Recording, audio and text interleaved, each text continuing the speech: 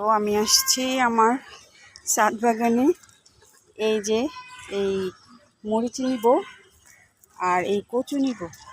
কচু শাক অনেক মজা, কালকে রান্না করেছিলাম, ওরে বাবা কালকে শেষ করে ফেলছি, এত মজা হয়েছে। আর কুচি কুচি কচু নিছি তো, মানে কচু গাছগুলো অনেক হয়েছে। আর কচু খাইতে এত স্বাদ, মাংস রান্না করলে যেই মজা লাগে, আর মাংস তরকারি সব মশলা দিছে কচুতে, কচুটা অনেক মজা হয়েছে।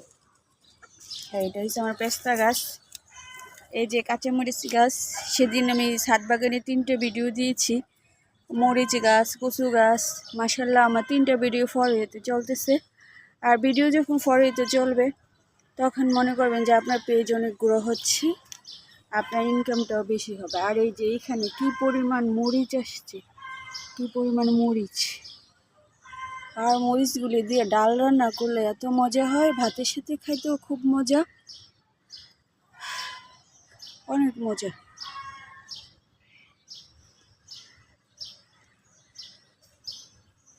এই যে কি পরিমাণ মরিচ আসছে,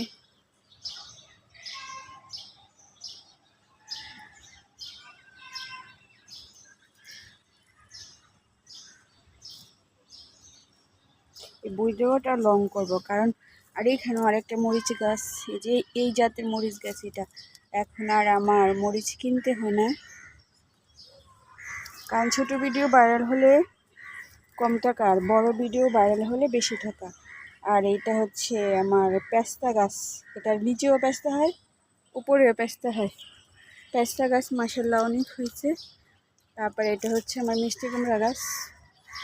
বেশিরভাগ সবজি ছাদ বাগান থেকেই খাওয়া হয়, এখন আর বেশি সবজি কিনতে হয় না। আর এটা দুন্দুল গাছ লাগাবো। এই যে কি পরিমাণ মরিচ আসছে, এটা হচ্ছে কালো মরিচ, এই যে মাশাল্লাহ কালো মরিচ।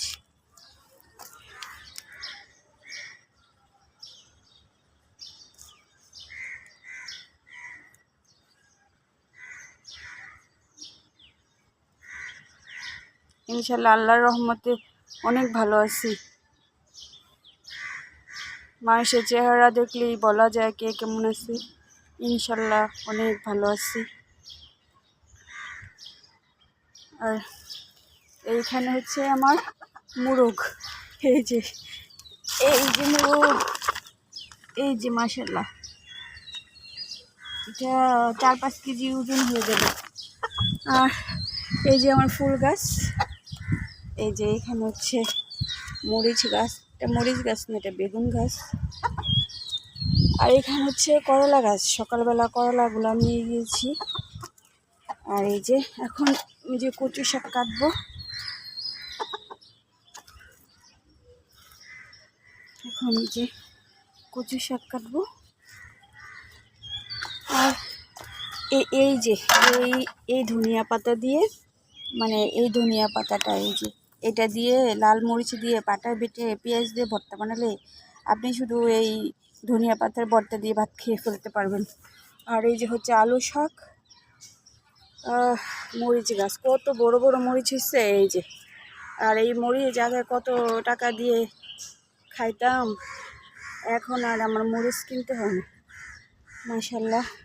এটা হচ্ছে একটা পুঁইশাক গাছ, কালকে পুঁইশাক রান্না করছি। এটা হচ্ছে আমার চা খাওয়ার পুদিনা পাতা। আপনারা যার যার অবস্থান থেকে গাছপালা লাগাবেন, দেখবেন পরিবারের অনেক টাকা সেভ হয়ে হবে, খাইতেও অনেক মজা।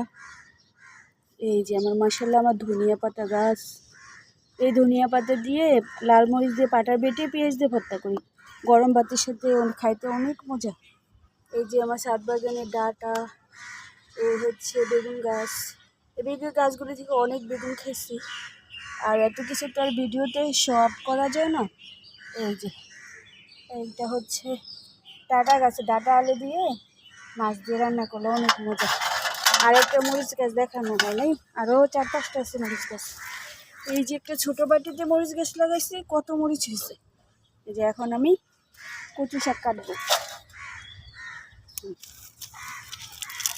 মাশাল্লাহ, বিসমিল্লাহ, বিসমিল্লাতে অনেক বরকত।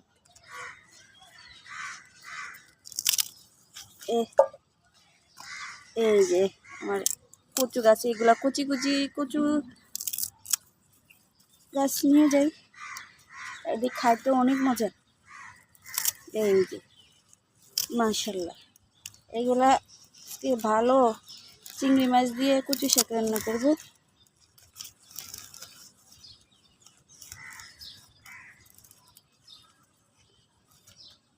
আল্লাহ তাআলার রহমতের কোনো শেষ নেই। আপনি যত আল্লাহ ভক্ত হবেন, আল্লাহ ডাকবেন, তত আল্লাহ আপনার ডাকলে দিব সব কিছু। হ্যাঁ রে, মিষ্টি কুমড়ো একটা ঢালা ভেঙে গেছে, এই যে ফুটে ফেলাবো না, এটা সুটকি দিয়ে বেগুন দিয়ে রান্না করে ফেলবো একটা খানের। এই যে ভিডিওটা বড় দিব, কারণ বড় ভিডিওতে এখন টাকা অনেক বেশি দিচ্ছে।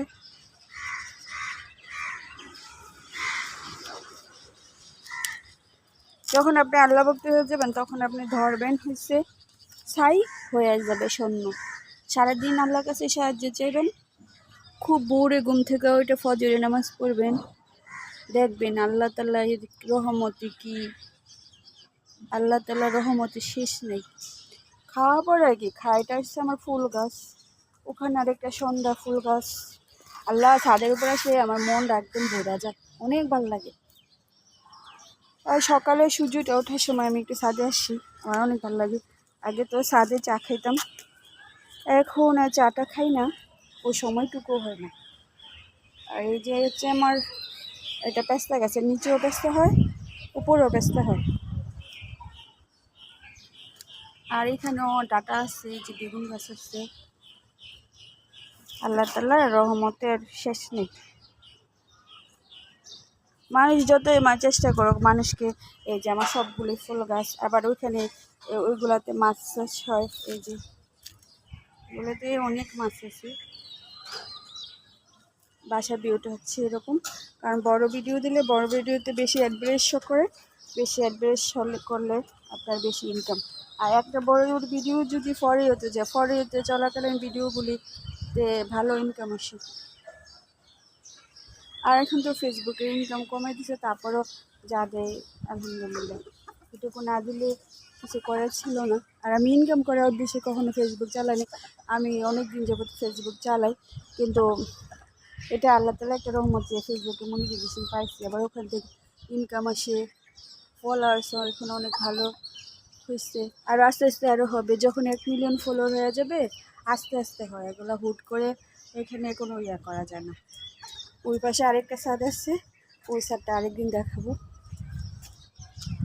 এই তো বাড়ির আশেপাশের লোকেশন হচ্ছে এরকম। একটা বড় ভিডিও বানালাম, এটা বড় ভিডিও বানিয়েছি, যে এটা এখনই আপলোড করব, ইউটিউব চ্যানেলে আপলোড করব, ফেসবুকে আপলোড করব। আপনার যখন YouTube channel, Facebook channel monetization হয়ে যাবে, তখন অনেক সুযোগ, বুড়া বয়সে কারো কাছে হাত পাততে হবে না। আর যতই দিন যাবে ততই আপনার ইনকাম বেড়ে যাবে। তো 1 বছরে কি হাল, 1 বছর পরে এর চেয়ে অনেক ভালো পজিশনে চলে যাবে।